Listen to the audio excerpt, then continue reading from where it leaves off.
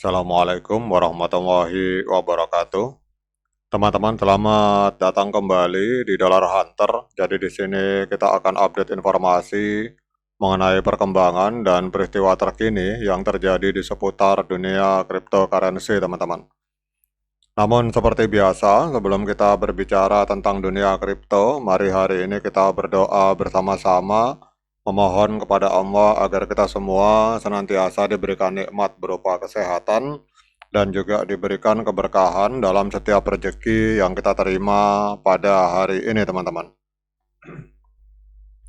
Oke teman-teman, hari ini kita akan update beberapa informasi tentang XRP. Ini ada sebuah laporan dari BIN Crypto.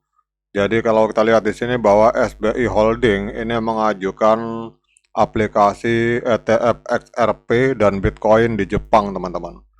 Jadi kalau kita lihat di sini bahwa SBI Holding, mitra utama dari Ripple, ini berencana meluncurkan 2 ETF terkait kripto yang inovatif dan ini menandai tonggak penting dalam perjalanan XRP menuju pengakuan institusional dan penerimaan regulasi di Jepang, teman-teman.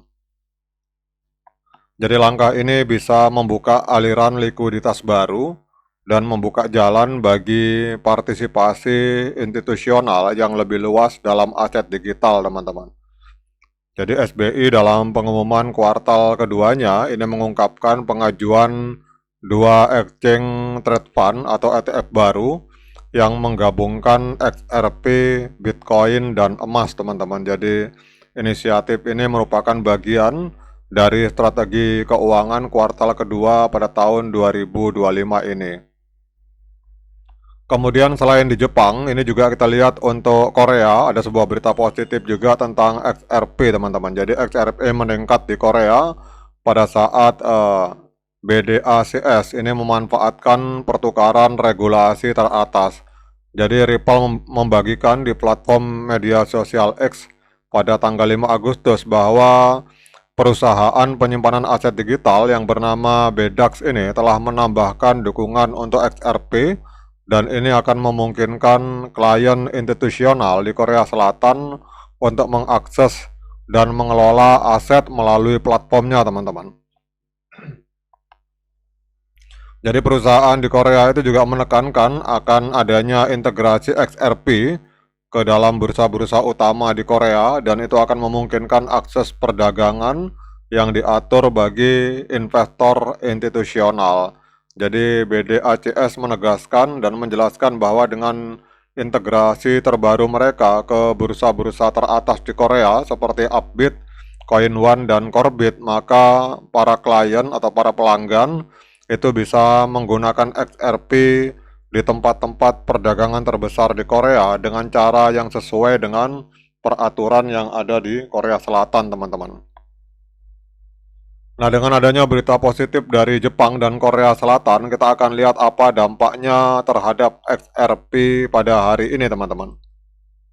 Kalau kita lihat hari ini, teman-teman, ini XRP masih mengalami koreksi yang cukup dalam karena terseret oleh pergerakan Bitcoin. Jadi XRP masih menempati peringkat ketiga di CoinMarketCap. Namun kita lihat di sini harganya mengalami koreksi sebesar 3,24%. Hari ini diperdagangkan di angka 2,93 US dollar, teman-teman. Kemudian untuk kapitalisasi pasar dari XRP ini 174,5 miliar US dollar dan volume 24 jamnya hari ini ada di angka 5,66 miliar US dollar, mengalami sedikit kenaikan sebesar 0,65%, teman-teman. Nah, pertanyaannya mengapa harga XRP turun? Kita akan lihat analisa dari Artificial Intelligence, teman-teman. Jadi XRP turun 3,12% dalam 24 jam terakhir. Ini kinerjanya lebih buruk dibandingkan Bitcoin dan Ethereum, teman-teman. Jadi kalau Bitcoin hanya turun 0,76%, Ethereum turun 2,43%, tetapi untuk XRP itu turunnya 3%, teman-teman. Ada beberapa faktor utama yang menyebabkan harga XRP mengalami penurunan. Yang pertama adalah penjualan besar-besaran di seluruh market kripto akibat kekhawatiran stagflasi, teman-teman. Kemudian secara teknikal ini XRP gagal melewati resisten di angka 3,1 dan juga adanya kelemahan altcoin. Jadi para smart money dan para pemodal besar itu beralih ke Bitcoin karena musim dari altcoin itu mengalami stagnasi, teman-teman. Dan kita lihat di sini dana keluar dari trade fee, keluar bersih itu sebesar 196 juta US dollar dari ETF Bitcoin, dan altcoin ini terkena dampak lebih besar, teman-teman. Jadi volume perdagangan XRP dalam 24 jam naik 19% menjadi 5,65 miliar US dollar, tapi itu bukan menandakan pembelian, teman-teman. Namun itu menandakan adanya panic sell atau penjualan panik daripada permintaan organik, teman-teman. Nah, sekarang pertanyaannya, apakah dengan kondisi hari ini adalah saat yang tepat untuk kita melakukan pembelian XRP, teman-teman? Seperti biasa, saya ingatkan pada teman-teman bahwa saya bukan penasihat keuangan. Jadi apapun yang saya lontarkan dalam video ini sifatnya subjektif, bisa salah, bisa benar, sehingga jangan diikuti, teman-teman. Jadi kalau teman-teman mau melakukan pembelian XRP, silakan lakukan dior dan investigasi secara mandiri, karena uang Anda itu adalah tanggung jawab Anda masing-masing. Oke, teman-teman, kalau kita melihat di time frame bulan, ini tren dari XRP masih tren up, teman-teman. Jadi harga masih berada di atas EMA 13 dan EMA 21, dan juga sudah terjadi golden cross di indikator stokastik. Kemudian di time frame weekly kita lihat juga secara tren, ini trennya masih naik, teman-teman, karena kita lihat harga berada di atas EMA 13 dan EMA 21 di time frame weekly atau time frame minggu, teman-teman. Namun walaupun trennya tren kenaikan, tetapi teman-teman harap waspada kalau yang bermain di time frame weekly, karena kita lihat di time frame weekly di indikator stokastik di bawah terjadi dead cross, teman-teman. Jadi garis putih ini memotong garis kuning ke bawah, sehingga kelihatannya akan terjadi koreksi di time frame weekly. Nah, kemudian kita turun di time frame hari, teman-teman, atau D1.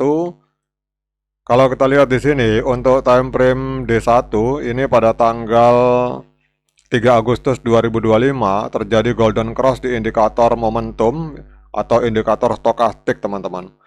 Tetapi saran saya sebaiknya kita jangan melakukan pembelian terlebih dahulu, karena walaupun terjadi golden cross di indikator stokastik, tetapi secara tren ini trennya masih tren penurunan, teman-teman.